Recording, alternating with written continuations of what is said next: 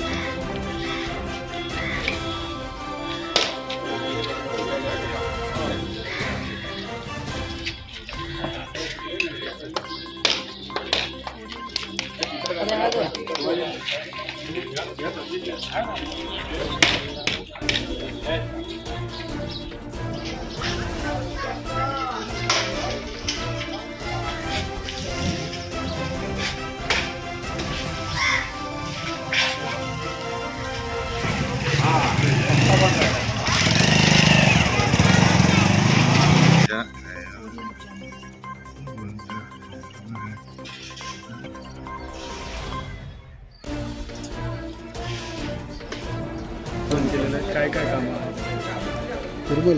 आपण बघत असाल दर महिन्याला या बलियानी प्रभागामध्ये विकास कामांचे उद्घाटन होत आहे।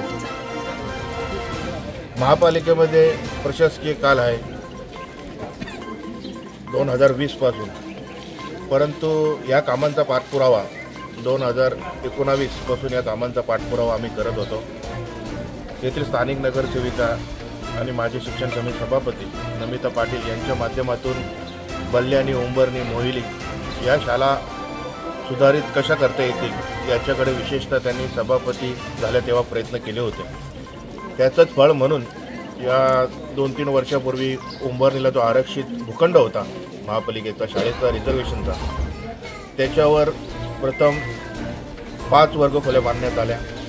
त्याच्यानंतर पुन्हा प्रशासनाचा पाठपुरावा करून त्याच्यावर 7 वर्ग खोल्या बांधण्यात आल्या होत्या आणि या माध्यमातून येथील विद्यार्थी ज्यांना जी मराठी शाळा आणि उर्दू शाळा जी बलियानीमध्ये अस्तित्वात आहे तेथे बसण्यासाठी व्यवस्था नव्हती। आपण बघत असता बलियानीतील उर्दू शाळा ही 3 शिफ्टमध्ये भरत होती, परंतु या आरक्षित भूखंडावर जेव्हापासून या शाळेचं निर्माण केलेलं आहे तेव्हापासून या बलियानी शाळेवरचा भार कमी झालेला आहे आणि उंबरणी शाळेमध्ये विद्यार्थी संख्या दिवसेंदिवस वाढत आहे आणि त्याचंच एक औचित्य म्हणून अजून त्या भूखंडावर 13 रूमचं आज उद्घाटन करण्यात आलेलं आहे आणि मला वाटतं येत्या काही दिवसामध्ये ती स्कूल ती शाळा नव्याने व्यवस्थित बांधून होईल. आपण बघत असता आता तिथे त्या आरक्षण भूखंडावर तिथे व्यवस्थित कंपाऊंडसुद्धा करण्यात आलेले आहे आणि हे सर्व रूम झाल्याच्या नंतर ही एक सुसज्ज इमारत या आपल्या कल्याण डोंबिवली महानगरपालिकेच्या बल्ल्याणी प्रभागात होईल. न मला वाटतं येणाऱ्या दिवसामध्ये 1,65,00,000 रुपये निधी आता ह्या 13 रूमसाठी उपलब्ध करून घेतला आणि एक आदर्श शाळा म्हणून या शाळेची एक गणती होईल. तसेच